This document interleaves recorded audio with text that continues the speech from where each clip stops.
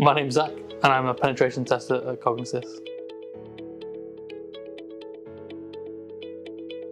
I think it was when I watched the film Swordfish, and Hugh Jackman was hacking into banks, I think the story is, and he had like 6 or 7 screens in front of him, and I thought that was really cool.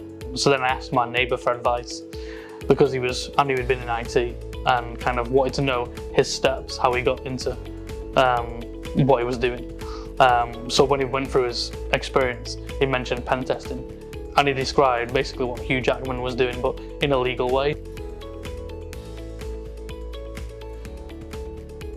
So yeah, it was a most recent engagement. It was an assumed breach for a client of one of ours, and we had access to a laptop. So that was patient 0, simulating a phishing email had come in, and that was where we were dropped.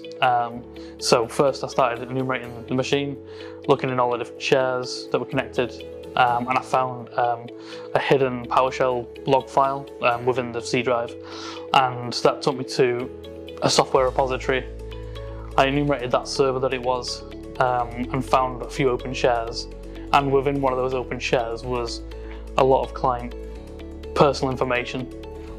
So I stopped testing, spoke to the client, told them where it was and what I'd found, and they immediately kind of looked at the server and locked it down. I retested and made sure that it was correctly locked down.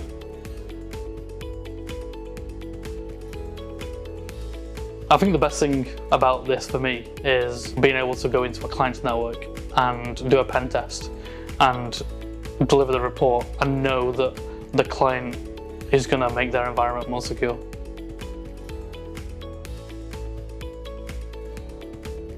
I think the figure I'd pick would be Fred Durst from Limp Bizkit, because I watched a Netflix documentary recently. It was about Woodstock, and it seemed like a crazy experience.